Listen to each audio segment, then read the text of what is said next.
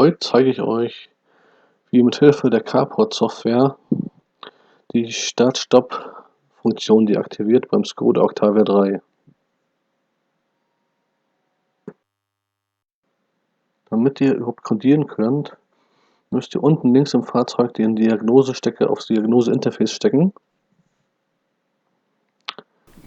dann die Zündung einschalten und ich würde euch empfehlen, das Licht auszuschalten, damit der Batterieverbrauch nicht so hoch ist,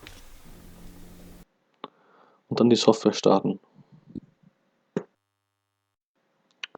Bevor ihr anfangt, irgendwas umzukodieren, würde ich euch immer empfehlen, die Steuergeräte alle auszulesen und sollte ein Fehler vorhanden sein, keine Kodierung vorzunehmen, sonst haut ihr euch am Ende mehr Fehler rein als alles andere.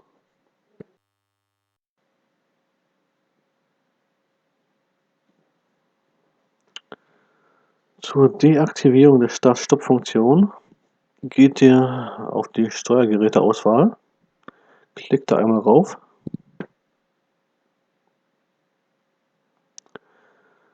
dann geht ihr auf die 19, Diagnose-Interface für Datenbus, klickt da auch einmal rauf, dann geht ihr auf Anpassung und scrollt im linken Fenster auf die Nummer 10.846 Startspannungsgrenze. Dann erscheint im rechten Fenster Start-Stop-Voltage-Limit.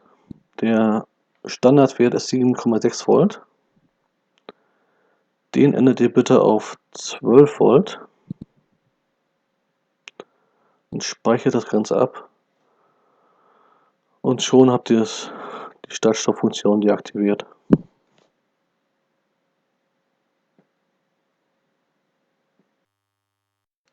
Wenn ihr mit dem Codieren fertig seid, den Diagnosestecker abgenommen habt und den Motor das erste Mal startet, kann es passieren, dass der Instrumententafel angezeigt wird, dass die Parkrangierfunktion ohne Funktion ist. Sollte dies der Fall sein, ist die Ursache wahrscheinlich eine zu niedrige Batteriespannung.